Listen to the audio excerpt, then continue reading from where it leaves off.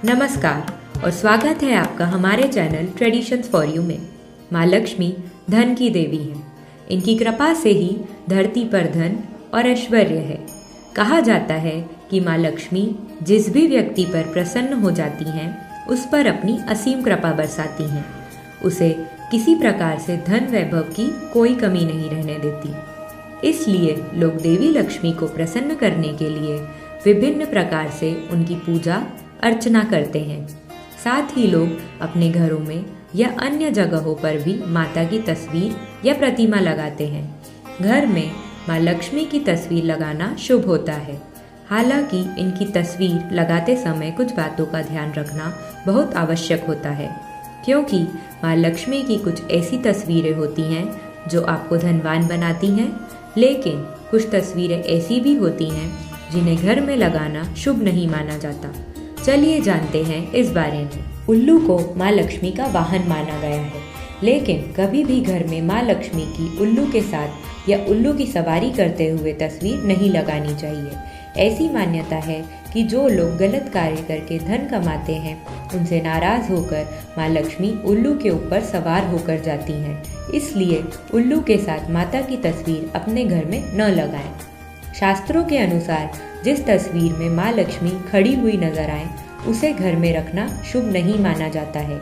ऐसी मान्यता है कि इस तरह की तस्वीर का अर्थ होता है कि माँ लक्ष्मी की कृपा भक्तों पर ज़्यादा नहीं पड़ेंगी और माँ लक्ष्मी जल्द ही घर से चली जाएंगी।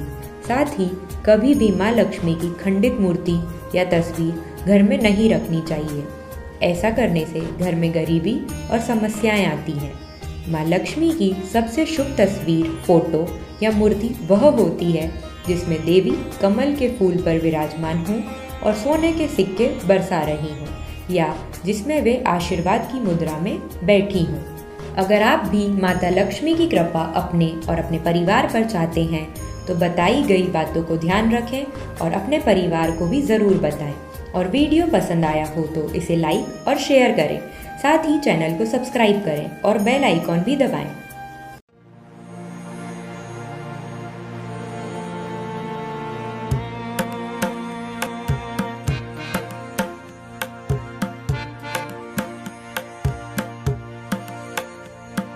नमस्कार और स्वागत है आपका ट्रेडिशंस फॉर यू में। शास्त्रों में ऐसी कई बातों का जिक्र है जिसका कारण जान पाना मुश्किल होता है। इनमें से एक ऐसी बात है सूर्यास्त के बाद दाह संस्कार करने की मनाही। हमारे शास्त्रों में कुछ ऐसी बातें बताई गई हैं जिनका कोई ना कोई संबंध हमारे जीवन से जुड़ा होता है। ऐसी कई बातें शास्त्रों में लिखी हैं जिनके बारे में हम जानते तो हैं, लेकिन उनके कारणों से अनजान हैं। ऐसी कुछ बातें जैसे शाम के समय झाड़ू नहीं लगानी चाहिए, रात में नाखून और बाल कटाने की मनाही, भोजन हमेशा फर्श पर बैठकर ही करना चाहिए और कई ऐसे संस्कार जिनका जीवन से सीधा संबंध है। ऐसी कई बातों का मिश्रण है हमारे शास्त्र। इन नियमों में से एक है सूर्यास्त के बाद दाह संस्कार न करना। हिंदू धर्म के शास्त्रों में 16 संस्कारों का वर्णन किया गया है। इन सभी संस्कारों में से सबसे आखिरी होता है अंतिम संस्कार। यह व्यक्ति की मृत्यु के बाद किया जाता है। इस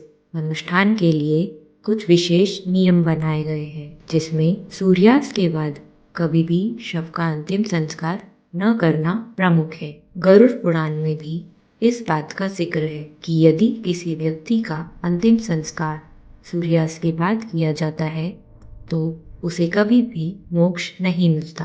ऐसे में यदि व्यक्ति की मृत्यु रात के समय भी होती है तब भी दाह संस्कार के लिए सुबह तक का इंतजार किया जाता है। शास्त्रों की माने तो रात में यानी सूर्यास्त के बाद अंतिम संस्कार करने पर स्वर्ग के सभी द्वार बंद हो जाते हैं और नर्क के द्वार खुल जाते हैं। इसलिए यदि इस समय अंतिम संस्कार किया गया तो सीधे नर्क में स्थान मिलता है।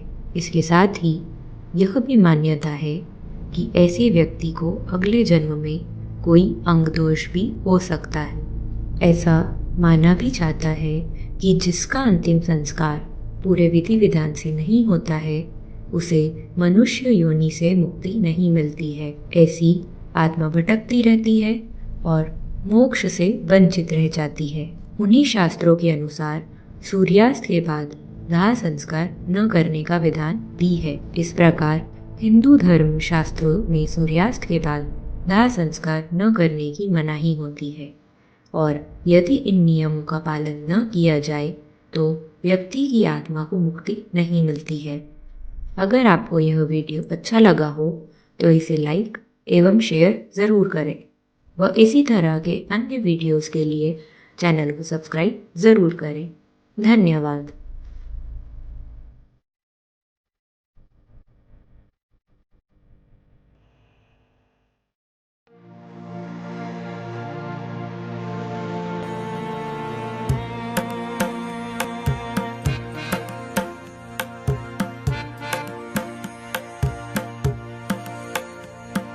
नमस्कार और स्वागत है आपका ट्रेडिशंस फॉर यू में। शास्त्रों में ऐसी कई बातों का जिक्र है जिसका कारण जान पाना मुश्किल होता है। इनमें से एक ऐसी बात है सूर्यास्त के बाद दाह संस्कार करने की मनाही। हमारे शास्त्रों में कुछ ऐसी बातें बताई गई हैं जिनका कोई ना कोई संबंध हमारे जीवन से जुड़ा होता है। ऐसी कई बातें शास्त्रों में लिखी हैं जिनके बारे में हम जानते तो हैं लेकिन उनके कारणों से अनजान है। ऐसी कुछ बातें जैसे शाम के समय झाड़ू नहीं लगानी चाहिए, रात में नाखून और बाल कटाने की मनाही, भोजन हमेशा फर्श पर बैठकर ही करना चाहिए और कई ऐसे संस्कार जिनका जीवन से सीधा संबंध है। ऐसी कई बातों का मिश्रण है हमारे शास्त्र। इन नियमों में से एक है सूर्यास्त के बाद दाह संस्कार न करना। हिंदू धर्म के शास्त्रों में 16 संस्कारों का वर्णन किया गया है। इन सभी संस्कारों में से सबसे आखिरी होता है अंतिम संस्कार। यह व्यक्ति की मृत्यु के बाद किया जाता है। इस अनुष्ठान के लिए कुछ विशेष नियम बनाए गए हैं जिसमें सूर्यास्त के बाद कभी भी शव का अंतिम संस्कार न करना प्रमुख है। गरुड़ पुराण में भी इस बात का जिक्र है कि यदि किसी व्यक्ति का अंतिम संस्कार सूर्यास्त के बाद किया जाता है तो उसे कभी भी मोक्ष नहीं मिलता। ऐसे में यदि व्यक्ति की मृत्यु रात के समय भी होती है तब भी दाह संस्कार के लिए सुबह तक का इंतजार किया जाता है। शास्त्रों की माने तो रात में यानी सूर्यास्त के बाद अंतिम संस्कार करने पर स्वर्ग के सभी द्वार बंद हो जाते हैं और नर्क के द्वार खुल जाते हैं। इसलिए यदि इस समय अंतिम संस्कार किया गया तो सीधे नर्क में स्थान मिलता है। इसके साथ ही यह भी मान्यता है कि ऐसे व्यक्ति को अगले जन्म में कोई अंग दोष भी हो सकता है। ऐसा माना भी जाता है कि जिसका अंतिम संस्कार पूरे विधि विधान से नहीं होता है उसे मनुष्य योनि से मुक्ति नहीं मिलती है। ऐसी आत्मा भटकती रहती है और मोक्ष से वंचित रह जाती है। उन्हीं शास्त्रों के अनुसार सूर्यास्त के बाद दाह संस्कार न करने का विधान भी है। इस प्रकार हिंदू धर्म शास्त्रों में सूर्यास्त के बाद दाह संस्कार न करने की मनाही होती है और यदि इन नियमों का पालन न किया जाए तो व्यक्ति की आत्मा को मुक्ति नहीं मिलती है। अगर आपको यह वीडियो अच्छा लगा हो तो इसे लाइक एवं शेयर ज़रूर करें व इसी तरह के अन्य वीडियोस के लिए चैनल को सब्सक्राइब ज़रूर करें। धन्यवाद।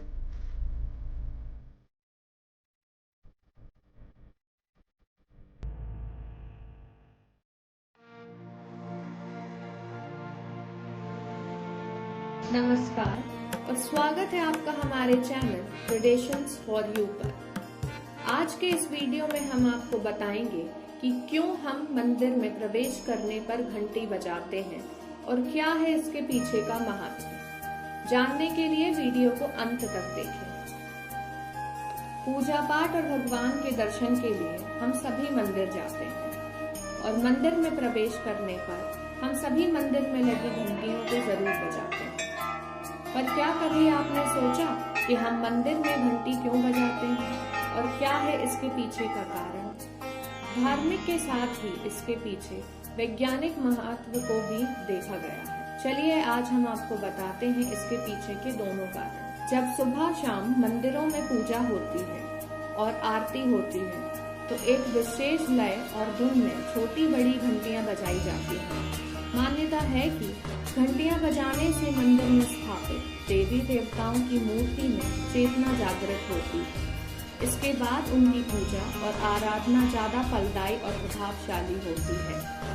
पुराणों के अनुसार मंदिर में घंटी बजाने से इंसानों के कई जन्मों के पाप नष्ट हो जाते हैं। कहा जाता है कि जब सृष्टि की शुरुआत हुई थी तब 2 नाद गूंजी थी। वही आवाज घंटी बजाने पर भी आती है।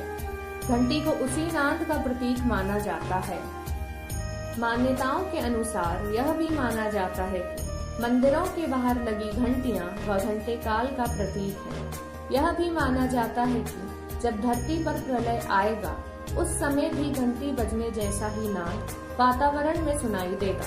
चलिए अब जानते हैं इसके पीछे के वैज्ञानिक महत्व को। वैज्ञानिकों के अनुसार यह माना गया है कि मंदिर की घंटी बजती है तो वातावरण में कंपन पैदा होती है और यह वायुमंडल की वजह से काफी दूर तक जाता है। इसका फायदा यह है कि इसकी सीमा के अंदर आने वाले सभी जीवाणु, विषाणु और सूक्ष्म जीव आदि खत्म हो जाते हैं। इससे मंदिर और उसके आसपास का वातावरण शुद्ध हो जाता है।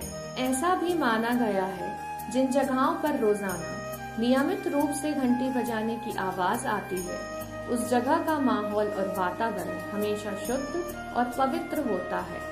यह भी मान्यता है कि घंटी बजाने से नकारात्मक शक्तियां दूर होती हैं। इससे लोगों की समृद्धि के द्वार खुलते हैं। तो यदि आप भी मंदिर जाते हैं तो वहां लगी घंटियों को बजाना ना भूलें और आशा करते हैं आपको यह जानकारी लाभदायक लगी होगी। इसी के साथ वीडियो को लाइक करें, शेयर करें और चैनल को सब्सक्राइब करना ना भूलें और साथ ही साथ बेल आइकन दबाना ना भूलें।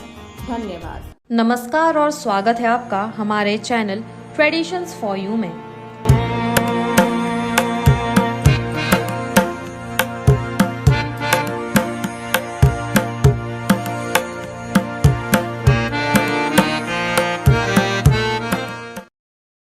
आज के इस वीडियो में हम जानेंगे क्यों पूजा पाठ के दौरान सुपारी का प्रयोग किया जाता है और इसके पीछे के क्या महत्व है। जानने के लिए हमारे साथ इस वीडियो के अंत तक बने रहिए। हिंदू धर्म में पूजन पाठ के दौरान इस्तेमाल होने वाली सामग्री का खास महत्व है। इसी प्रकार सुपारी का भी पूजा के दौरान एक खास महत्व है। धार्मिक मान्यताओं के अनुसार माने तो सुपारी के बिना कोई भी पूजा प्रारंभ नहीं होती। बता दें कि पूजा में इस्तेमाल होने वाली सुपारी खाने वाली सुपारी से अलग होती है।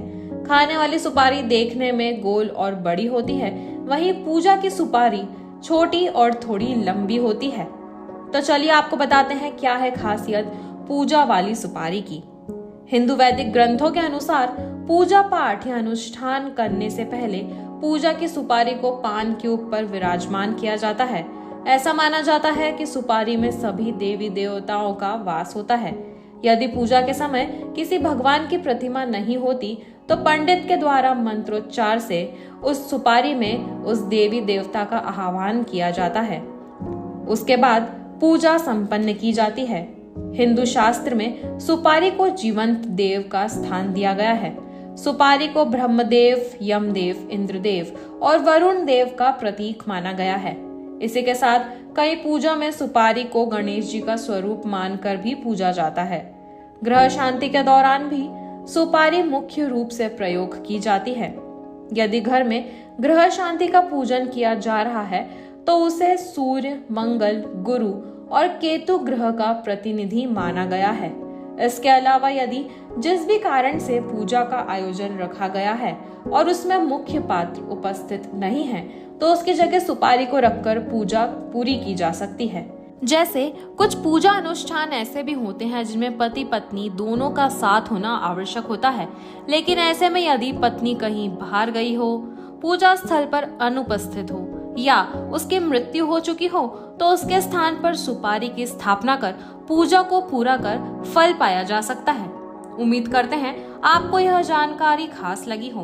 वीडियो पसंद आया हो तो इसे लाइक और शेयर करें। साथ ही हमारे चैनल ट्रेडिशंस फॉर यू को सब्सक्राइब करें और आखिर में बेल आइकन जरूर दबाएं। धन्यवाद।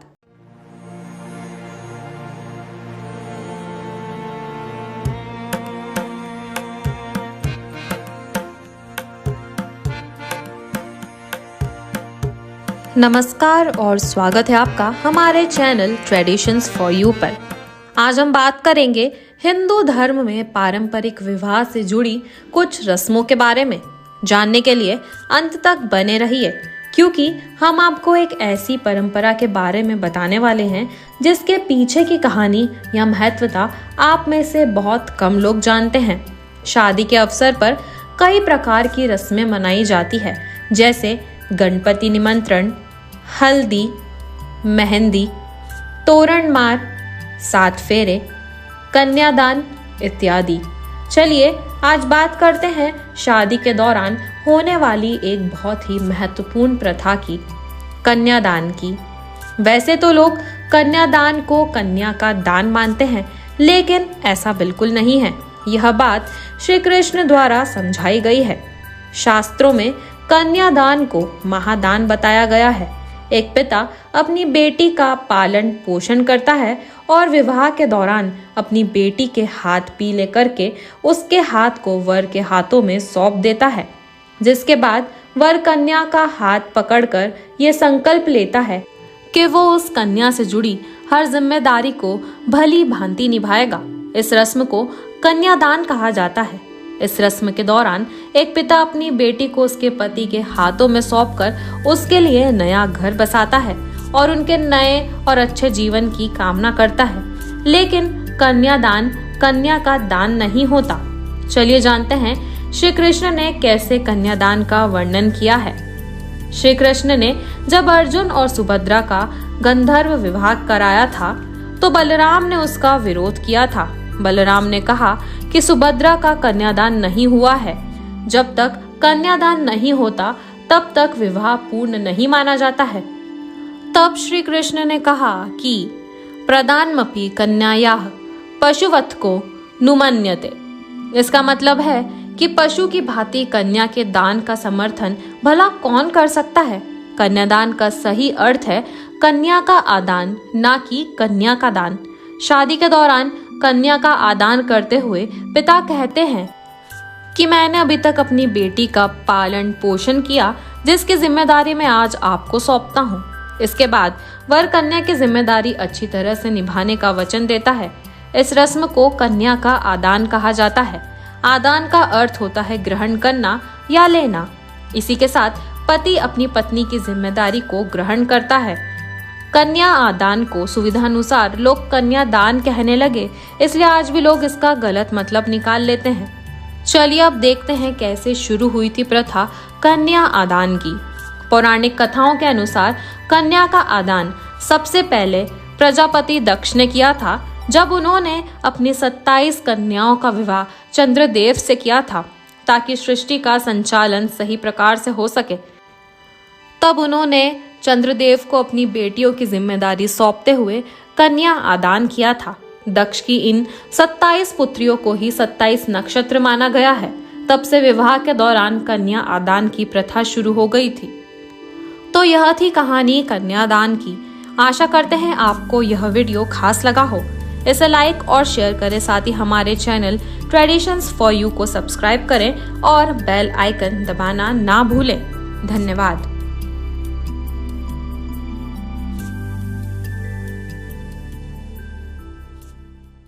नमस्कार दोस्तों और स्वागत है आपका हमारे चैनल ट्रेडिशंस फॉर यू में।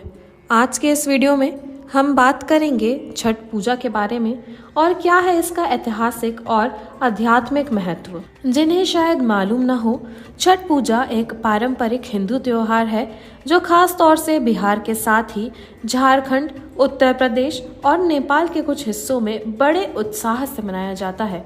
यह सूर्य देव और उनकी पत्नी उषा की पूजा में समर्पित है। छठ पूजा का पर्व कार्तिक मास की शुक्ल पक्ष की षष्ठी तिथि को मनाया जाता है। छठ पूजा का महत्व। वेदों के एकमात्र सूर्य देव को समर्पित त्योहार के रूप में छठ पूजा महत्वपूर्ण है। यह भक्तों के लिए एक तरीका है सूर्यदेव को कृत्रिम विचार में धन्यवाद देने का और उनके परिवार में कल्याण के लिए आशीर्वाद प्राप्त करने का। क्यों बनाते हैं छठ पूजा और क्या है इसके पीछे की कथा? पौराणिक कथाओं के अनुसार जब भगवान राम और माता सीता 14 साल के वनवास के बाद अयोध्या लौटे थे, तब रावण के वध के पाप से मुक्त होने के लिए उन्होंने ऋषि मुनियों के आदेश पर राज सूर्य यज्ञ का फैसला लिया। मुद्गल ऋषि को पूजा के लिए बुलाया गया। मुद्गल ऋषि ने मां सीता पर गंगा जल छिड़क कर पवित्र किया और कार्तिक मास की शुक्ल पक्ष की सृष्टि तिथि को सूर्यदेव की उपासना करने का आदेश दिया। इससे सीता ने मुद्गल ऋषि के आश्रम में रहकर 6 दिनों तक सूर्यदेव भगवान की पूजा की थी। सप्तमी को सूर्योदय के समय फिर से अनुष्ठान कर सूर्यदेव से आशीर्वाद प्राप्त किया था। अब चलिए जाने छठ पूजा से जुड़ी कुछ दिलचस्प परंपराओं को। यह त्योहार 4 दिनों तक होता है, जिसमें प्रत्येक दिन विशिष्ट कार्यक्रम होते हैं। पहले दिन नहाए खाए होता है, एक धार्मिक स्नान, जिसके बाद खरना आता है, जहां भक्त एक दिन के उपवास का पालन करते हैं। तीसरे दिन संध्या अर्घ विशेष रूप से आकर्षक है। भक्त नदी के किनारे या तालाब में इकट्ठा होकर सूर्यास्त को अर्पित करने के लिए जाते हैं। इस दिन सांस्कृतिक छठ गीत के मधुर सुरों से माहौल भरा होता है। आखिर का दिन उषा अर्घ सूर्योदय से पहले होता है। भक्त अपने अर्पण सामग्री के साथ कमर तक पानी में खड़े होते हैं और सूर्य की पहली किरणों का इंतजार करते हैं। यह पवित्रता और देवता का प्रतीक है। जबकि छठ पूजा की गहरी नींवें पारंपरिक है। यह देखने में मन को बहुत अच्छा लगता है कि समय के साथ साथ जश्न कैसे बदल गए हैं। पूरा समुदाय एक साथ आता है, चाहे उनका धार्मिक विचार कुछ भी हो, ताकि वे उत्सवों में अपनी भागीदारी ले सकें और एकता एवं सांस्कृतिक गर्व की भावना को बढ़ा सकें। अब हम इस सुंदर छठ पूजा के जश्न की दिशा में अपनी यात्रा समाप्त करते हैं और हमें आशा है कि यह वीडियो आपको पसंद आया हो, तो इसे लाइक और शेयर करें। साथ ही हमारे चैनल ट्रेडिशंस फॉर यू को सब्सक्राइब करें और बेल आइकन दबाना ना भूलें। धन्यवाद।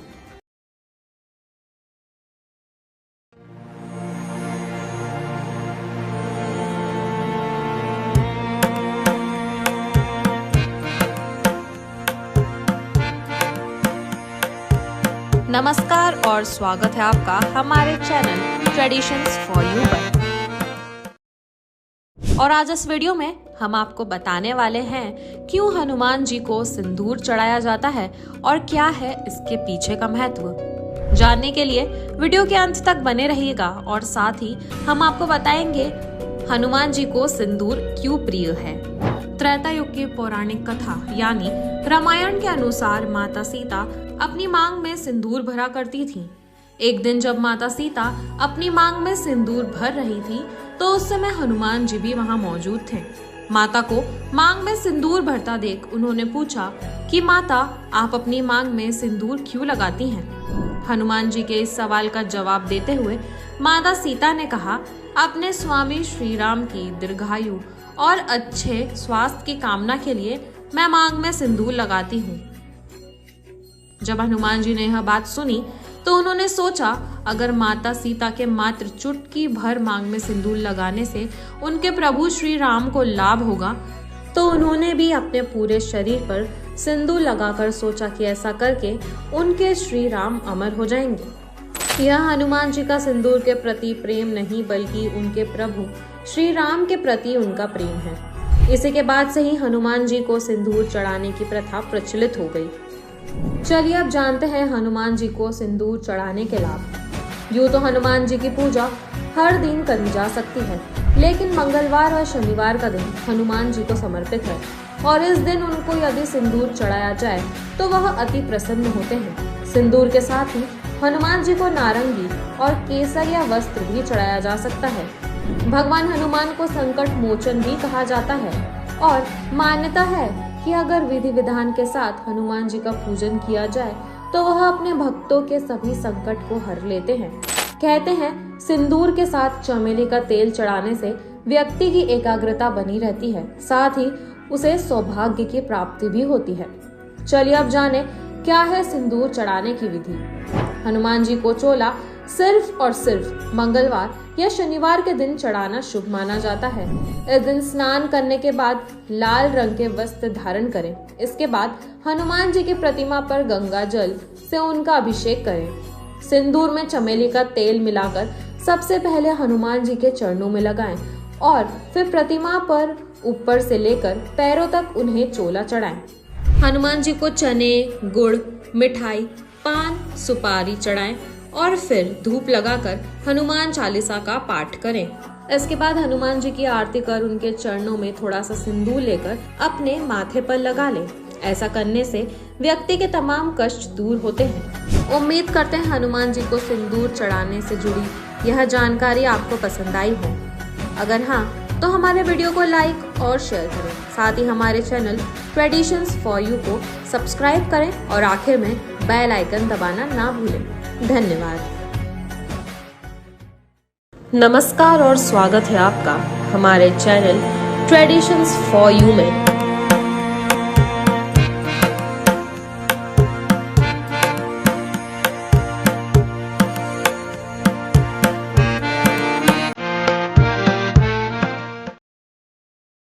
आज के इस वीडियो में हम बात करेंगे एक ऐसी विचित्र और अनोखी प्रथा के बारे में जिसमें लोग मंदिरों के पास तालाब या नदी में सिक्के डालते हैं। आइए बताते हैं आपको इसके पीछे के रहस्य और जानते हैं क्या है इसकी कहानी। तालाबों और नदियों में सिक्के फेंकने की परंपरा काफी पुरानी है, जिसे लोग बरसों से मानते आ रहे हैं। पौराणिक साक्ष्य और वैदिक ग्रंथों से पता चलता है कि प्राचीन भारतीय सभ्यताओं ने यह परंपरा 600 ईसा पूर्व में शुरू की थी। कहीं रास्ते में सफर के दौरान भी आपने देखा होगा कि लोग रुककर किसी नदी या तालाब में सिक्के डालते हैं, लेकिन इसके पीछे के कारण क्या है, इससे आज भी कई लोग अनजान होंगे। तो चलिए हम आपको बताते हैं। आज भी वैसे कई लोग इसे अंधविश्वास कहते हैं, लेकिन हिंदू मान्यताओं के अनुसार इसका भी महत्व है। साथ ही कुछ वैज्ञानिक महत्व भी साबित हुए हैं, जिससे सिक्के फेंकने का प्रचलन बढ़ता गया। दरअसल जिस समय नदी में सिक्के डालने की प्रथा शुरू हुई थी, उस समय तांबे के सिक्के चला करते थे। तो क्या है इसके पीछे का कारण? ऐसा इसीलिए है क्योंकि तांबा पानी को साफ करने यानी उसके प्योरिफिकेशन में काम आता है। इसीलिए लोग जब भी नदी या किसी तालाब के आसपास से गुजरते थे तो उसमें तांबे का सिक्का डाल दिया करते थे। आज के समय में तांबे के सिक्के का प्रचलन नहीं है, लेकिन फिर भी तब से चली आ रही इस मान्यता को लोग आज भी मानते हैं और उसका अनुसरण भी किया करते हैं। क्या है इसके पीछे की मान्यता? ज्योतिष अनुसार ऐसा माना गया है कि किसी व्यक्ति को अगर किसी तरह का दोष दूर करना है तो उसके लिए वो जल में सिक्के और कुछ पूजा की सामग्री को प्रवाहित करें। साथ ही ज्योतिष में यह भी कहा गया है कि अगर बहते पानी में चांदी का सिक्का डाला जाए तो उससे अशुभ चंद्र का दोष भी समाप्त होता है। यही नहीं, पानी में सिक्के डालने की प्रथा को एक प्रकार का दान भी कहा गया है। जल स्रोतों में सिक्के फेंकना अक्सर प्रार्थनाओं और इच्छाओं से जुड़ा होता है, जबकि फव्वारे में सिक्के फेंकने की परंपरा प्राचीन रोम में शुरू हुई थी, जो कि भारत में भी देखने को मिलने लगी, जो कि आज तक लोगों द्वारा कायम है। हालांकि मान्यता यह भी कहती है कि कुछ बड़ी नदियों में सिक्का डालने से लोगों की मनोकामनाएं भी पूरी होती हैं। इसीलिए लोग आज भी इस उम्मीद में सिक्के फेंकते हैं कि ईश्वर उन्हें मनोवांछित फल प्रदान करेंगे। तो यह थी जानकारी नदी में सिक्का फेंकने की, और ऐसे ही कुछ सुनी अनसुनी परंपराओं को जानने के लिए हमारे साथ आगे भी बने रहिए। उम्मीद करते हैं कि आपको यह वीडियो पसंद आया हो, तो इसे लाइक और शेयर करें। साथ ही हमारे चैनल को सब्सक्राइब करें और बेल आइकन दबाना ना भूलें। धन्यवाद।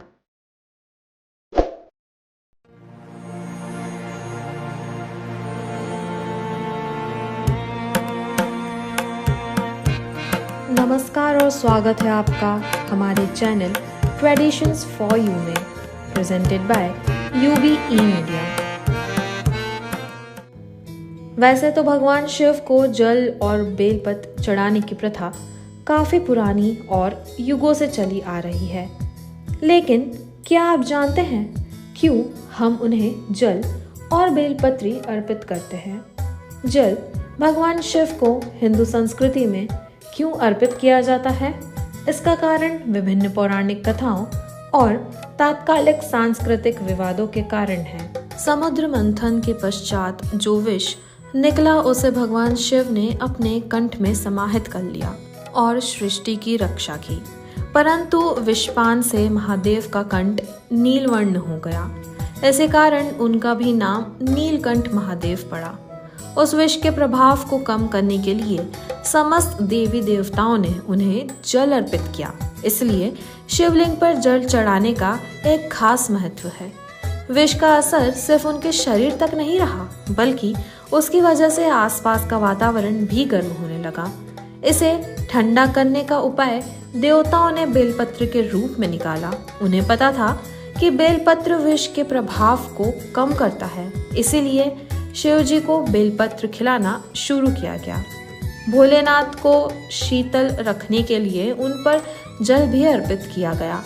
बेलपत्र और जल के प्रभाव से भोलेनाथ के शरीर की गर्मी धीरे धीरे शांत होने लगी। कहा जाता है कि तभी से शिव जी पर जल और बेलपत्र चढ़ाने की प्रथा शुरू की गई। इसी के साथ एक कथा के अनुसार शिव जी के बालों में गंगा नदी का स्थान है। जब गंगा नदी भूमंडल से बहती हुई प्रेम पूर्वक शिव जी के सर पर गिरी तो उन्होंने अपने बालों में उसे संभाला। इसके कारण शिव को गंगाधर भी कहा जाता है और इस तरह पानी को भी शिव के साथ संबंधित माना गया है। शिव पुराण के अनुसार रोजाना भगवान शिव को जल चढ़ाने से सुख, समृद्धि, धन दौलत का आशीर्वाद प्राप्त होता है। इसी के साथ ही उसी व्यक्ति को अकाल मृत्यु से, भय से निजात मिल सकती है। शिव पुराण के अनुसार भगवान शिव को जल चढ़ाने मात्र से वह जल्द प्रसन्न हो जाते हैं और हर इच्छा पूरी कर देते हैं। एक कथा के अनुसार जानते हैं कि बेलपत्र की उत्पत्ति कैसे हुई। स्कंद पुराण के अनुसार एक बार माँ पार्वती ने अपनी उंगलियों की ललाट पर आया पसीना पोंछकर फेंक दिया था। माँ के पसीने की कुछ बूंदें मंदार पर्वत पर गिरी। कहते हैं उसी से बेल वृक्ष उत्पन्न हुआ। शास्त्रों के अनुसार इस वृक्ष की जड़ों में माँ गिरजा, तने में माँ माहेश्वरी, शाखाओं में माँ दक्षायनी, बेलपत्र की पत्नियों में माँ पार्वती और फूलों में माँ गौरी का वास है।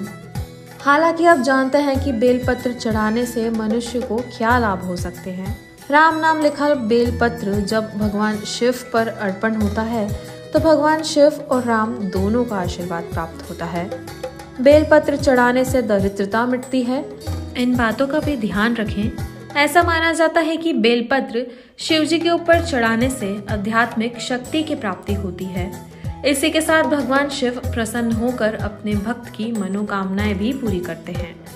बेलपत्र के पत्ते महादेव की ऊर्जा को अवशोषित करते हैं और जब इसे भगवान को चढ़ाया जाता है तो इसमें कुछ ऊर्जा समा जाती है। तो आपने जाना कि क्यों शिव जी को जल और बेलपत्र चढ़ाया जाता है।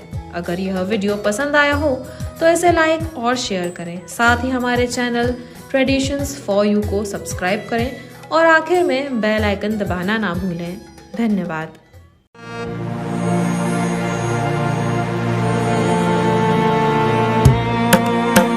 नमस्कार और स्वागत है आपका हमारे चैनल ट्रेडिशंस फॉर यू में। आज हम जानेंगे पूजा के दौरान हाथ में क्यों बांधा जाता है कलावा और क्या है इसका महत्व। जब भी आप किसी धार्मिक स्थान पर जाते हैं तो वहाँ हाथों में कलावा बांधा जाता है। किसी भी पूजा अनुष्ठान या मंदिर में दर्शन के दौरान कलावा बांधना जरूरी माना जाता है। मान्यता है कि यह लाल रंग का धागा यानी रक्षा सूत्र हमारी किसी भी बाधा में रक्षा करने के साथ परेशानियों से लड़ने में भी शक्ति प्रदान करता है। ज्योतिष और शास्त्रों की माने तो पूजा को पूर्ण तभी माना जाता है जब उसमें सम्मिलित जातकों के हाथों में रक्षा सूत्र या कलावा बांधा जाता है। यह रक्षा सूत्र सभी नकारात्मक शक्तियों से हमारी रक्षा करता है और मन को शांत करने में मदद करता है। पौराणिक कथाओं के अनुसार एक बार इंद्र देवता ने अपने शत्रुओं पर विजय पाने के लिए रक्षा सूत्र यानी कि कलावा का इस्तेमाल किया था। उन्होंने अपने हाथ में कलावा बांधकर ही शत्रुओं से युद्ध में विजय प्राप्त की थी।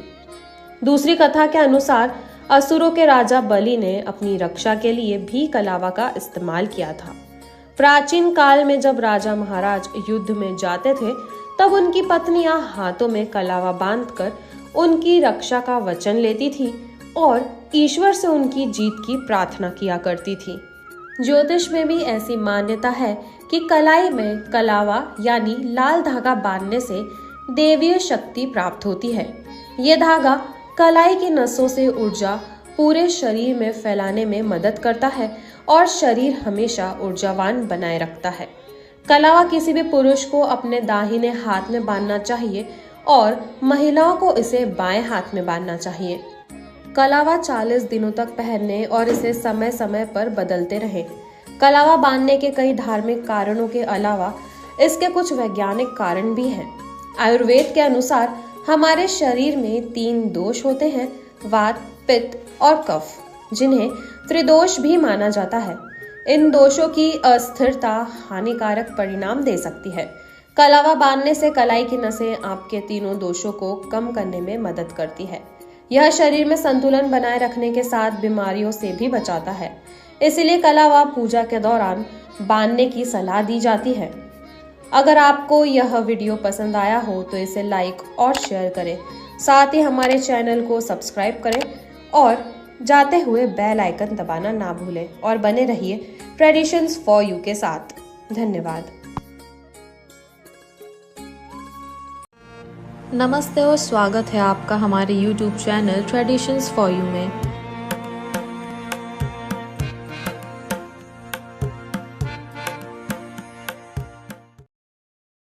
आज के इस वीडियो में हम जानेंगे कि क्यों मंगल व शुभ कार्यों के पहले मंदिर और घरों में नारियल फोड़ा जाता है। हिंदू धर्म में किसी विशेष या शुभ कार्य की शुरुआत में नारियल फोड़ना लंबे समय से चली आ रही परंपरा है। चाहे देवताओं से प्रार्थना करना हो या शादी जैसे महत्वपूर्ण अवसरों का जश्न मनाना हो, नारियल किसी न किसी तरह से शामिल होते हैं। इन्हें देवताओं का पसंदीदा फल भी कहा जाता है। बहुत से लोग मानते हैं कि धार्मिक अनुष्ठानों में नारियल का बहुत महत्व है, लेकिन वे यह नहीं जानते होंगे कि ऐसा क्यों है। क्या आप हमें बता सकते हैं कि विशेष कार्यों में और आयोजनों में नारियल को क्यों फोड़ा जाता है? आइए जानते हैं इसके कुछ मुख्य कारण। हिंदू धर्म में कई तरह की परंपराएं पौराणिक काल से चली आ रही हैं। इन्हीं में से एक परंपरा नर बलि की भी है। ऐसा कहा जाता है कि पौराणिक समय में साधक अपनी साधना पूरी करने हेतु अपनी मनोकामना की पूर्ति के लिए नर बलि देते थे। बाद में यह प्रथा को बंद कर दिया गया और नर की जगह नारियल की बलि दी जाने लगी, क्योंकि नारियल को नर का प्रतीक कहा जाता है। इसके ऊपर के बूच को बाल, इसके सख्त हिस्से को खोपड़ी और पानी को रक्त की संज्ञा दी जाती है। हिंदू धर्म में नारियल एक बहुत ही खास फल है जिसका उपयोग धार्मिक अनुष्ठानों में भी किया जाता है।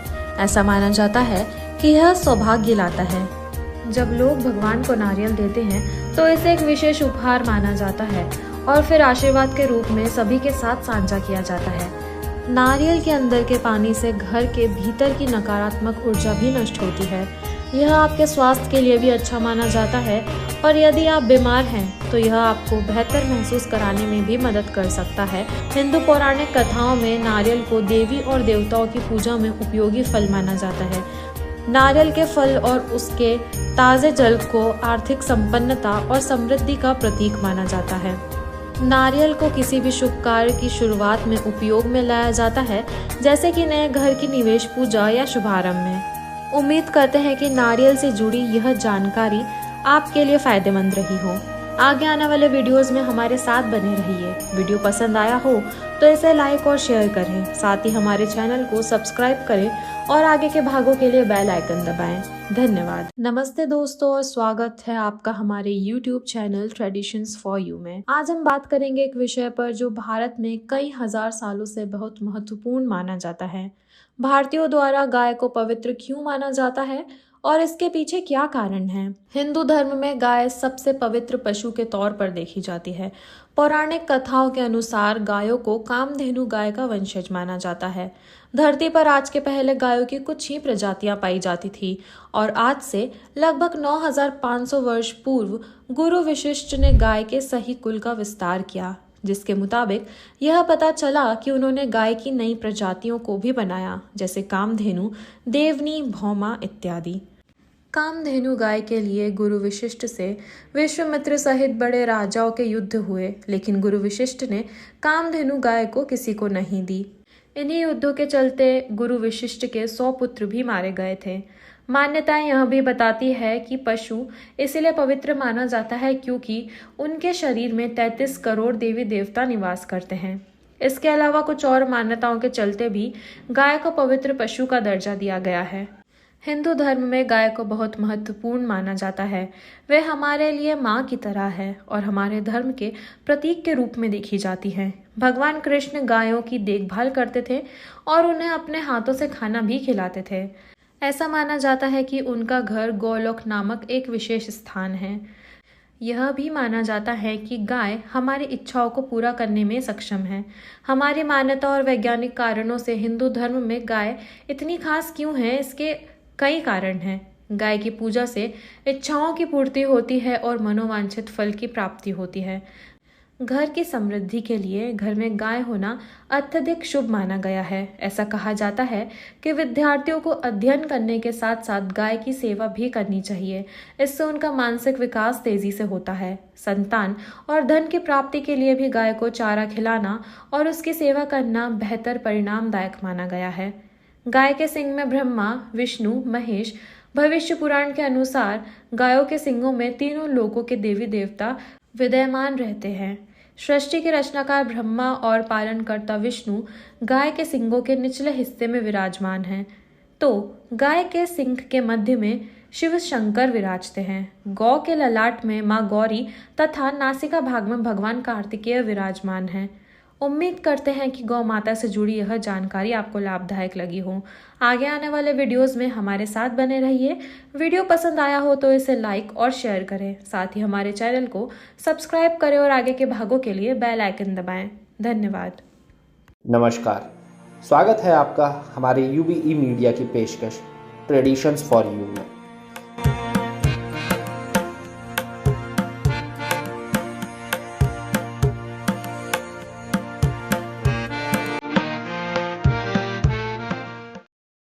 जिसमें हम आपको लेकर चलेंगे तुलसी विवाह के संबंध एक कहानी के सफर पर। भारत त्योहारों से भरा देश। यहाँ हर दिन किसी न किसी शुभ या मंगल कामों का दिन होता है, लेकिन कुछ दिन खास और बड़े त्योहार के रूप में मनाए जाते हैं। आज हम आपको लेकर चले एक त्योहार की कहानी है जो भारतीय महिलाएं अपने सुहाग की लंबी उम्र के लिए मनाती हैं, जिसे आमतौर पर तुलसी विवाह के नाम से जाना जाता है। तो चलिए हमारे साथ इस सफर में।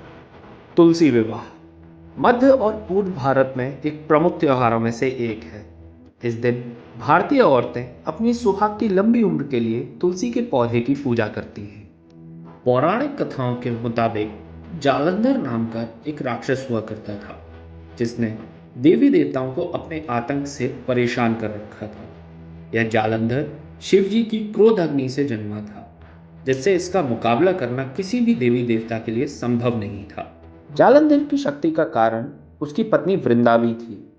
वृंदा की भगवान विष्णु में अटूट आस्था थी और पतिव्रत धर्म का पालन करने वाली वृंदा जालंधर की शक्ति का मुख्य कारण बनी। इसी शक्ति के मद में चूर एक बार जालंधर ने स्वर्ग पर आक्रमण करने की योजना बनाई। सभी देवी देवताओं ने भगवान शिव से उनके अंश को खत्म करने का आग्रह किया, जिसके चलते भगवान शिव और जालंधर का एक भीषण युद्ध शुरू हुआ। इस युद्ध का कोई निर्णायक हल नहीं निकल कर आ रहा था। तभी देवी देवताओं ने भगवान विष्णु से मदद मांगी। भगवान विष्णु ने जालंधर का रूप धर वृंदा के साथ समागम किए, जिससे वृंदा का पतिव्रत धर्म टूट गया और जालंधर की सारी शक्तियां चली गईं। शक्तिहीन होते ही जालंधर की युद्ध में मृत्यु शिव जी के हाथों हुई। जालंधर को मृत जान वृंदा पूरी तरह टूट गई और उसने भगवान विष्णु को श्राप दिया कि जिस तरह मैंने वियोग झेला है, आपकी पत्नी भी आपका वियोग झेलेगी और आप पत्थर के हो जाएंगे। भगवान विष्णु के राम अवतार में माता सीता का हरण का कारण वृंदा का यह श्राप ही था। यह श्राप देने के बाद वृंदा ने योग अग्नि से अपना शरीर जला लिया और उसकी देह से बनी राख से एक पौधा पैदा हुआ जिसको भगवान विष्णु ने तुलसी नाम दिया और यह घोषणा करी कि कोई भी भोग बिना तुलसी के भगवान विष्णु को स्वीकार नहीं होगा। इसी के साथ भगवान विष्णु का वह पत्थर स्वरूप शालिग्राम के नाम से जाना जाएगा जिसका विवाह तुलसी के साथ होगा। ऐसी मान्यता है कि तुलसी विवाह के दिन तुलसी माता और भगवान शालिग्राम की पूजा करने से भक्तों की सभी मनोकामनाएं पूरी हो जाती हैं। इससे भक्तों में वैवाहिक जीवन में सुख समृद्धि बनी रहती है, साथ ही पति पत्नी में किसी भी तरह की कोई समस्या नहीं रहती।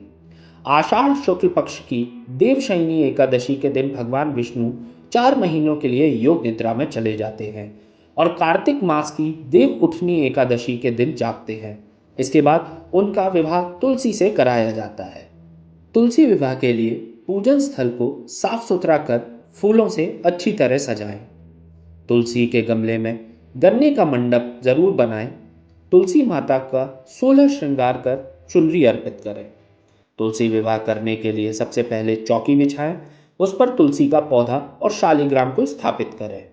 यदि ये कहानी आपको पसंद आई हो तो हमारे चैनल को सब्सक्राइब करें, लाइक करें और बेल आइकन को दबाना ना भूलें, जिससे आने वाली एक्साइटिंग स्टोरीज आपको मिलती रहें। तब तक के लिए धन्यवाद। Welcome back to our channel, where we explore fascinating topics that increase our curiosity. Today, we have a question that has intrigued many of our viewers. Why do we wear silver anklets? Join me as we unravel the hidden meanings and significance behind this age old tradition. Let's dive in. Silver anklets have been an important part of various cultures across the globe for centuries. In many societies, they are seen as more than just a fashion statement. These delicate adornments symbolize various beliefs, traditions, and even spirituality. In many cultures, the most common cultural significance of silver anklets is that they symbolize a woman's marital status. The jingling sound of the anklets serve as an announcement of their marriage. The cultural significance of silver anklets is deeply rooted in tradition and varies from region to region. They are more than just accessories. They are an integral part of cultural and personal expression, connecting individuals to their heritage and their beliefs. In Hinduism, silver anklets hold a special place in religious customs. It is believed that wearing silver anklets brings positive energy and good fortune. It's also associated with music and dance, as some Hindu deities are depicted wearing anklets while performing their divine dances. Now let's dive into finding the scientific reasons of wearing silver anklets. It helps one to revibrate the energy to their own body. It will relieve the pain and weakness in the legs. Wearing silver anklets helps regulate the blood circulation in the body, and it also keeps the immunity system strong. According to science, it proves helpful in increasing immunity. Silver anklets keep the physical electrical energy emanating from the feet and the body. Due to this, the body becomes healthy and shapely. When the anklets come in contact with the feet, the elements of this metal rub with the skin and enter inside the body, due to which the bones get silver-like strength. Often women get swelling in their feet due to doing household chores. In this case, wearing silver anklets gives relief from swelling. Antibacterial properties are also found in silver, which keeps the body healthy. By wearing silver anklets on the feet, the temperature of the body remains balanced. So, silver is worn in the lower part of the waist. Lastly, the tradition of wearing silver anklets is a captivating blend of aesthetics, culture, symbolism, and practicality. Whether worn as a symbol of marital status, for the joy of their sound, or as an expression of heritage, silver anklets have woven themselves into the rich tapestry of human traditions. Whether you choose to wear them for tradition or simply for personal style, silver anklets continue to captivate our hearts and adorn our feet. Well, that's all for today's episode. We hope you enjoyed this exploration into the world of silver anklets. If you have any other intriguing topics you would like us to cover, leave a comment down below. And don't forget to hit that subscribe button. Until next time, stay curious and keep exploring. नमस्कार दोस्तों, स्वागत है आपका traditions for you by UBE media में। आज के इस video में हम जानेंगे कि शादीशुदा नवविवाहित दुल्हन क्यों हमेशा अपना दाहिना पैर कलश में भरे चावलों में डालती है। इस प्राचीन परंपरा में छिपी गहरी सांस्कृतिक महत्व और उसकी प्राचीनता को हम इस वीडियो में समझेंगे। विवाह के बाद कई पारंपरिक समारोह घर में आयोजित किए जाते हैं जिनका पालन हिंदू करते हैं। उनमें से एक प्रथा है कि हिंदू दुल्हन दूल्हे के घर के अंदर अपना पहला कदम कैसे रखेगी। जब दुल्हन पहली बार दूल्हे के घर में प्रवेश करती है तो वह चावल से भरे कलश को अपने सीधे यानी दाएं पैर से धीरे से धक्का देती है। यह उसके दाहिने पैर से इस तरह से किया जाता है कि चावल घर के अंदर धकेल दिया जाता है। हिंदू विवाह संस्कृति में दुल्हन के दाहिने पैर को कलश से भरे चावलों में डालने की परंपरा प्राचीन काल से चली आ रही है। इस प्रतीक के पीछे विशेष मान्यताएं और महत्व होता है जो शुभ आरंभ और सुखद विवाहित जीवन की कामना को दर्शाता है। इस प्रथा में दुल्हन अपने पति और परिवार के साथ संबंध बनाने की कामना करती है। दाहिने पैर को कलश में रखने से इसकी प्रार्थना होती है कि उनका विवाह समृद्धि, सौभाग्य और सुख से भरा हो। ऐसा माना जाता है कि दुल्हन घर की लक्ष्मी यानी धन और समृद्धि की देवी होती है। वह घर के मामलों का प्रबंधन करने की शुरुआत कर रही है। कई परिवारों में सास घर के साथ साथ वित्तीय विभाग यानी पैसों का हिसाब जैसे घर खर्च इत्यादि का प्रभार भी दुल्हन को सौंप देती है। हिंदुओं का मानना है कि प्रत्येक व्यक्ति अपना भाग्य स्वयं लेकर आता है। आमतौर पर ऐसा माना जाता है कि कुछ पैर घर में भाग्य लाते हैं और कुछ पैर इतने अशुभ होते हैं कि जब ऐसा व्यक्ति घर में प्रवेश करता है तो धीरे धीरे परिवार का भाग्य गिरने लगता है। भारतीय संस्कृति में विवाह की परंपराओं में विशेष महत्वपूर्ण भूमिका होती है। दुल्हन का दाहिना पैर कलश में रखना उनकी शादी की समृद्धि, सौभाग्य और सुखद विवाहित जीवन की कामना को प्रकट करता है। ऐसी ही परंपरा के जैसा एक और समारोह घर प्रवेश के दौरान किया जाता है जिसमें मूल रूप से चांदी से बने एक बर्तन में पानी और सिंदूर का मिश्रण भरा जाता है और गृह प्रवेश पूजा के दौरान इसे घर के दरवाजे पर रखा जाता है। दुल्हन जब अपने पैर पानी में डुबोती है और घर में प्रवेश करती है, ऐसा कहा जाता है कि दुल्हन के पैरों के निशान देवी लक्ष्मी के प्रवेश का संकेत देते हैं। भव्यता शब्द हिंदू विवाह के दौरान किए जाने वाले समारोह के लिए इस्तेमाल किया जाता है। इस वीडियो में हमने देखा कि शादीशुदा नवविवाहित दुल्हन कलश से भरे चावलों में अपना दाहिना पैर क्यों डालती है। इस प्रतीक की पारंपरिक महत्वपूर्ण भूमिका है कि उनके विवाहित जीवन में समृद्धि और सौभाग्य की कामना को दर्शाता है। अगर आपको यह वीडियो पसंद आया हो तो इसे लाइक करें, शेयर करें और हमारे चैनल को सब्सक्राइब करें। धन्यवाद। नमस्कार और स्वागत है आपका हमारे चैनल ट्रेडिशंस फॉर यू में। आज के इस वीडियो में हम जानेंगे क्या है भाई दूज की कहानी और क्यों इसे मनाना हिंदू संस्कृति में महत्वपूर्ण है। भाई दूज भारतीय संस्कृति का एक प्रमुख त्योहार है जिसमें बहन अपने भाई की लंबी उम्र और सुखी जीवन की कामना करती है। यह पर्व उनके बंधन को और मजबूत करता है और प्यार और सम्मान की भावना को संवर्धित करता है। भाई दूज का यह पर्व हर साल दीपावली के 5वें दिन मनाया जाता है। इस दिन बहन अपने भाई की लंबी उम्र और खुशी की कामना करती है और भाई अपनी बहन की रक्षा की प्रतिज्ञा करता है। आइए जानते हैं उसके पीछे की कहानी क्या है और इसको मनाने के पीछे का महत्व। एक बार कार्तिक शुक्ल द्वितीया को यमराज अपनी बहन यमुना के घर जाते हैं। उनके घर जाते समय यमराज ने नरक में रहने वाले जीवों को भी मुक्त कर दिया। बहन ने अपने भाई का बड़े प्यार और आदर से सत्कार किया। विविध व्यंजन बनाकर उन्हें भोजन कराया तथा भाल पर तिलक लगाया। जब वे वहां से चलने लगे तब उन्होंने यमुना से कोई भी मनोवांछित वरदान मांगने का अनुरोध किया। यमुना ने उनके आग्रह को देखकर कहा, भैया यदि आप मुझे वर देना चाहते हैं तो यही वरदान दीजिए कि आज के दिन प्रतिवर्ष आप मेरे यहाँ आया करेंगे और मेरा आतिथ्य स्वीकार करेंगे। इसी प्रकार जो भाई अपनी बहन के घर जाकर उसका आतिथ्य स्वीकार करे तथा इस दिन जो बहन अपने भाई को टीका करके भोजन खिलाए उसे आपका भय न हो। इसी के साथ उन्होंने यह भी वरदान दिया कि यदि इस दिन भाई बहन यमुना नदी में डुबकी लगाएंगे तो वे यमराज के प्रकोप से बचे रहेंगे। बहन यमुना की प्रार्थना को भाई यमराज ने स्वीकारा। तभी भाई बहन का यह त्योहार भाई दूज मनाया जाने लगा। भाई दूज त्योहार का मुख्य उद्देश्य भाई बहन के बीच सद्भावना और एक दूसरे के लिए निस्वार्थ प्रेम को प्रोत्साहन करना है।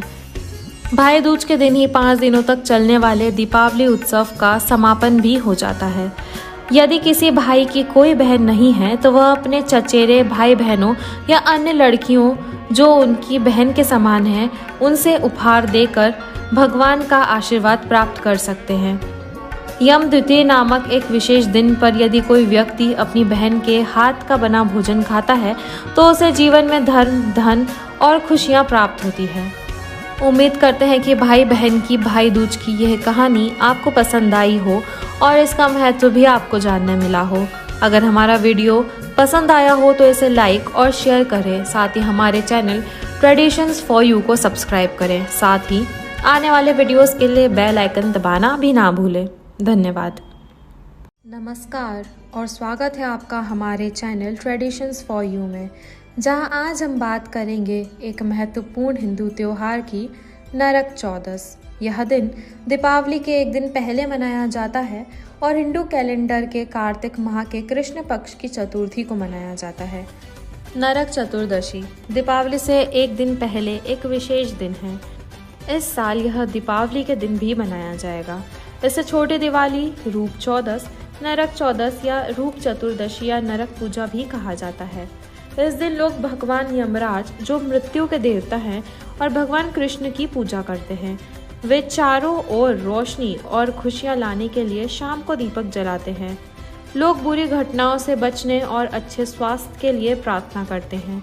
एक पौराणिक मान्यता के अनुसार भगवान श्री कृष्ण ने कार्तिक माह को कृष्ण पक्ष की चतुर्दशी के दिन नरकासुर का वध करके देवताओं और ऋषियों को उसके आतंक से मुक्ति दिलवाई थी।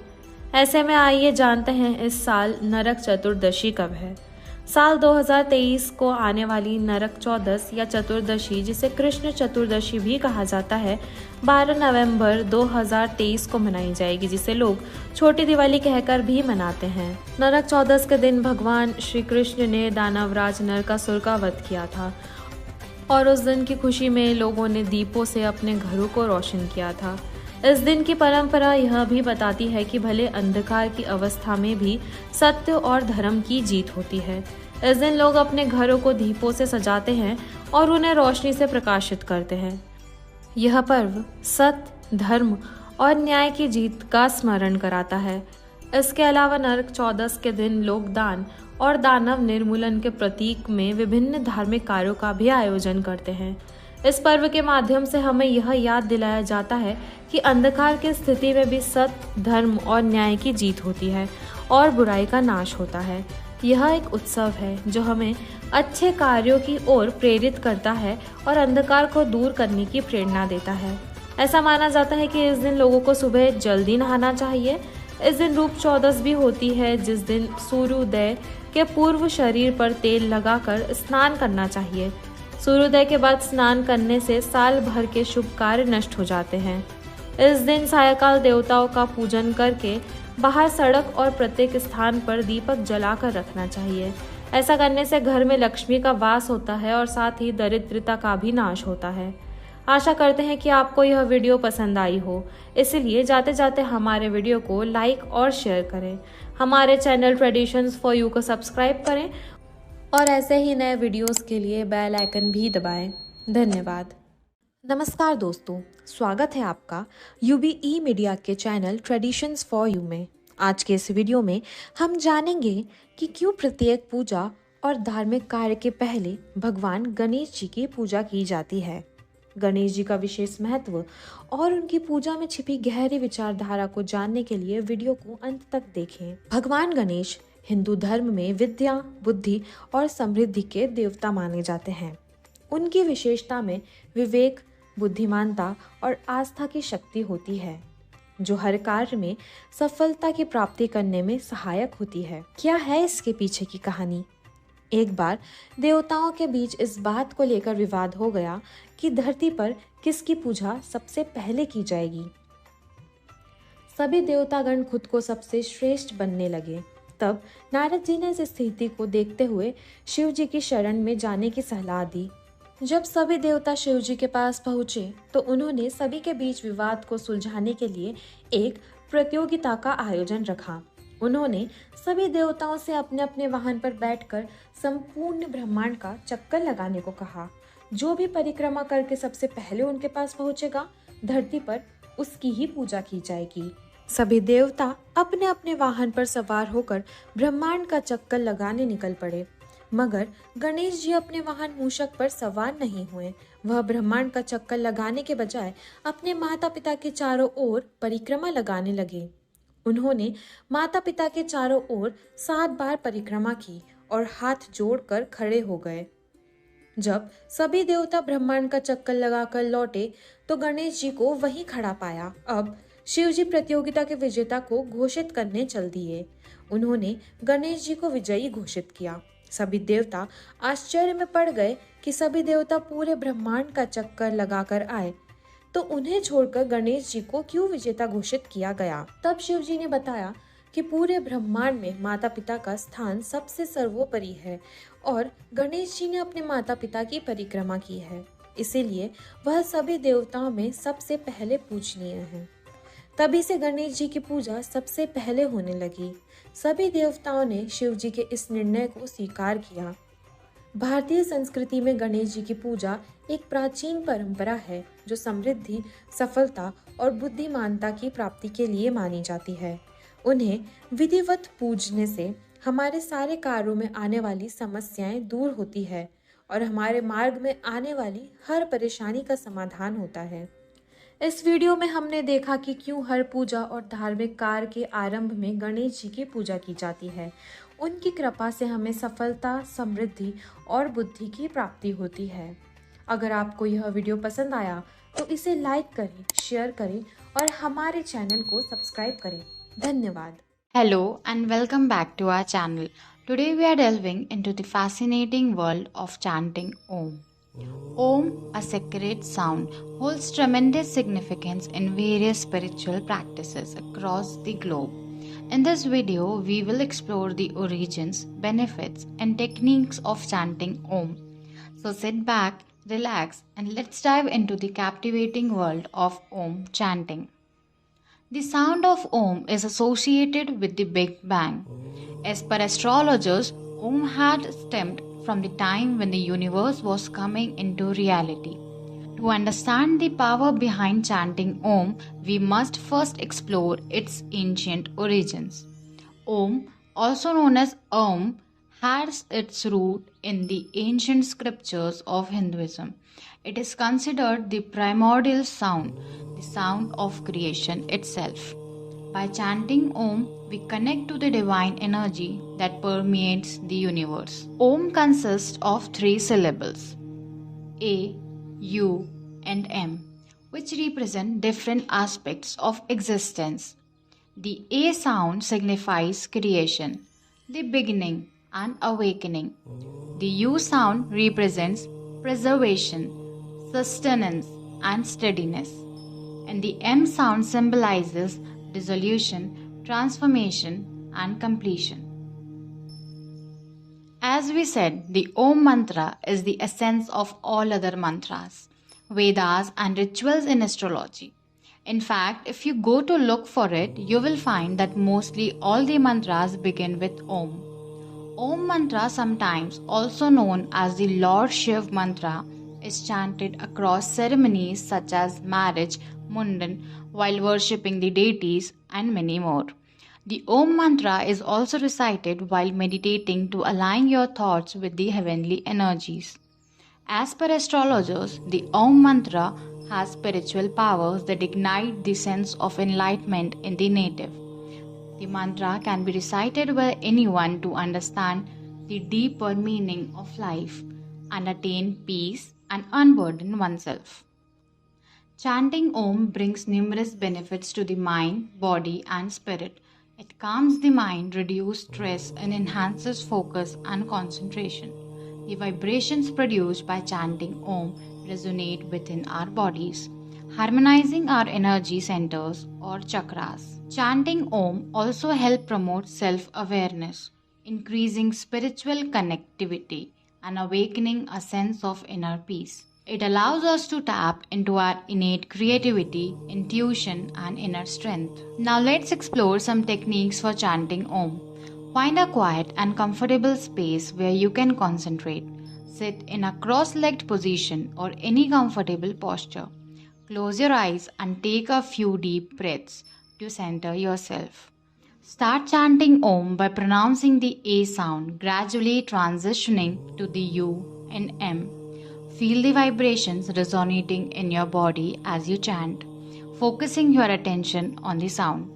Allow the mind to feel still and absorbed in the experience. As we conclude our exploration of the chanting of Om, remember that this sacred practice is open to people of all backgrounds and beliefs.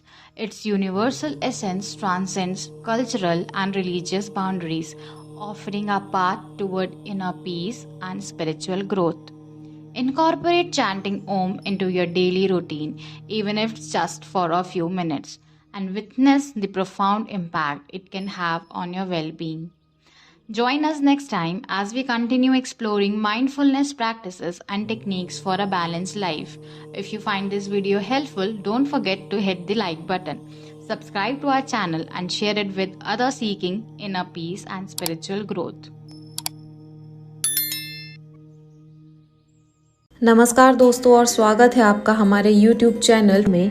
आज हम जानेंगे क्या है पुष्य नक्षत्र और क्यों उस दिन कुछ भी खरीदना शुभ माना जाता है। आइए सबसे पहले जानते हैं कि ज्योतिष अनुसार क्यों पुष्य नक्षत्र खास है। पुष्य नक्षत्र ज्योतिष शास्त्र में सबसे महत्वपूर्ण और प्रभावशाली माना जाता है। यह चंद्रमा का चौथा नक्षत्र होता है और कर्क राशि में स्थित होता है। पुष्य नक्षत्र की खासियत यह है कि इसका स्वामी बृहस्पति है, जिसका प्रभाव इसे और भी शुभ बना देता है। पुष्य नक्षत्र का महत्व अगर हम धार्मिक दृष्टिकोण से देखें तो यह नक्षत्र देवी अदिति को समर्पित है, जिन्होंने देवताओं को जन्म दिया था। इसके साथ ही इस नक्षत्र को धन, समृद्धि, सुख, शांति, विद्या, बुद्धि और सम्मान की प्राप्ति के लिए भी महत्वपूर्ण माना जाता है। दिवाली से पहले आने वाला पुष्य नक्षत्र विशेष तौर पर शुभ माना जाता है। दिवाली के लिए की जाने वाली खरीदी के लिए भी यह नक्षत्र बेहद शुभ है। यानी जो भी चीज इस नक्षत्र में खरीदी जाती है वह लंबे समय तक काम आती है। इसके अतिरिक्त पुष्य नक्षत्र के दौरान विशेष उपाय और अनुष्ठान करने से व्यक्ति की समृद्धि और सुख समृद्धि में वृद्धि होती है। इस नक्षत्र के दौरान ध्यान, पूजा, दान, यज्ञ आदि करने से विशेष फल भी मिलते हैं।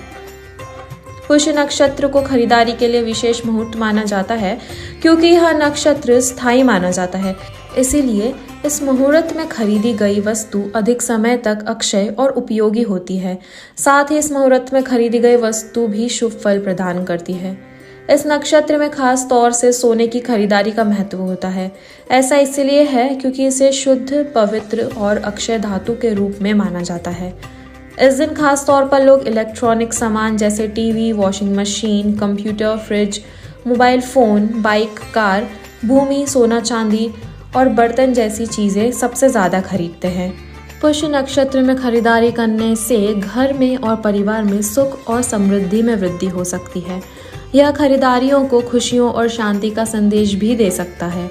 इसीलिए ऐसा माना गया है कि पुष्य नक्षत्र कभी भी आए, भले त्योहार हो या ना हो, इस दिन कुछ न कुछ शुभ कार्य या खरीदारी अवश्य कर लेना चाहिए।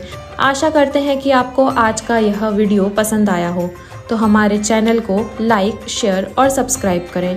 इसी के साथ जाते जाते बेल बटन ज़रूर दबाएं ताकि आने वाले वीडियोस की जानकारी आप तक पहुंच सके। धन्यवाद। नमस्ते दोस्तों, स्वागत है आपका हमारे चैनल ट्रेडिशंस फॉर यू में बाय यूबीई मीडिया। दिवाली भारतीय समुदाय में सबसे बड़े और प्रमुख त्योहारों में से एक है। इस अवसर पर हम देखेंगे कि दिवाली का महत्व क्या है और क्यों हम इससे पहले अपने घरों की सफाई करते हैं। इस वीडियो में हम इस महत्वपूर्ण परंपरा को विस्तार से समझेंगे। दिवाली हिंदू, जैन और सिख समुदाय में प्रसिद्ध है और यह प्रकाश के त्योहार के रूप में मनाया जाता है। यह त्योहार सत्य, ज्ञान, प्रकाश और आदर्शों की जीत का प्रतीक है। दिवाली अंधकार पर प्रकाश, बुराई पर अच्छाई और अज्ञान पर ज्ञान की आध्यात्मिक विजय का प्रतीक है। दिवाली की रोशनी हमारी सभी अंधेरी इच्छाओं और विचारों को नष्ट करने, अंधेरे छाया और बुराइयों को खत्म करने का समय दर्शाती है और हमें शेष वर्ष के लिए अपनी सद्भावना के साथ आगे बढ़ने की शक्ति और उत्साह देती है। हिंदू पौराणिक कथाओं के अनुसार दिवाली का त्योहार भगवान राम, सीता और लक्ष्मण के अयोध्या वापसी के शुभ अवसर को मनाने के लिए मनाया जाता है। दिवाली के पूर्व घरों की विशेष सफाई एक पुरानी परंपरा है।